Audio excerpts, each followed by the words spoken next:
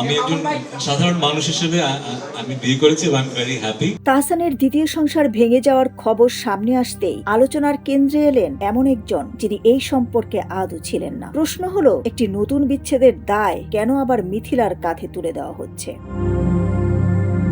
তাহসান ও রোজার বিচ্ছেদ আর তার রেশ গিয়ে পড়ে এমন একজনের উপর যিনি বছরের পর বছর নীরবে নিজের জীবন গুছিয়ে নিয়েছেন। প্রশ্ন হলো, দোষটা কি সত্যি মিথিলার? বিয়ে, ডিভোর্স এসব এড়িয়ে আজ মিথিলা পুরোপুরি ব্যস্ত নিজের কাজ আর মেয়েকে নিয়ে। ক্যারিয়ার, পরিবার, আত্মসম্মান সব মিলিয়ে তিনি গড়ে তুলেছেন একটি স্ট্রং পার্সোনালিটি। কিন্তু সম্প্রতি তাহসানের দ্বিতীয় সংসার ভেঙে যাওয়ার খবর সামনে আসতেই আবারও কিছু মানুষ আঙুল তুলছে মিথিলার দিকে। কমেন্টে লেখা হচ্ছে, সব দোষ মিথিলার।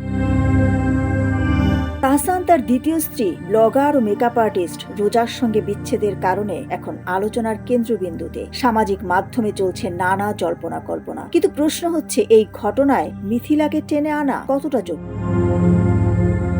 অনেকে তো মিথিলার ফেসবুক প্রোফাইল পর্যন্ত ঘেটে একাকার করে ফেলেছে, খুঁজছে কোনো বিতর্ক, কোনো ইঙ্গিত। তাহসান থেকে আলাদা হওয়ার এত বছরেও মিথিলা কখনোই তাহসানকে নিয়ে প্রকাশ্যে কোনো মন্তব্য করেননি। না অভিযোগ, না কাদা ছোড়াছুড়ি, শুধু নীরবতা আর নিজের জীবনে এগিয়ে যাচ্ছেন। প্রশ্ন উঠেছে, অন্যের সম্পর্কের ভাঙন কি সবসময় একজন সাবেক মানুষের ঘাড়ে চাপানো যায়? সমালোচনার আগে আমাদের একটু ভাবা দরকার, কারণ নীরবতাও অনেক সময় শক্তির সবচেয়ে বড় পরিচয়। মিথিলা সেটাই প্রমাণ করছেন প্রতিদিন। ডেস্ক রিপোর্ট, সোনালী নিউজ।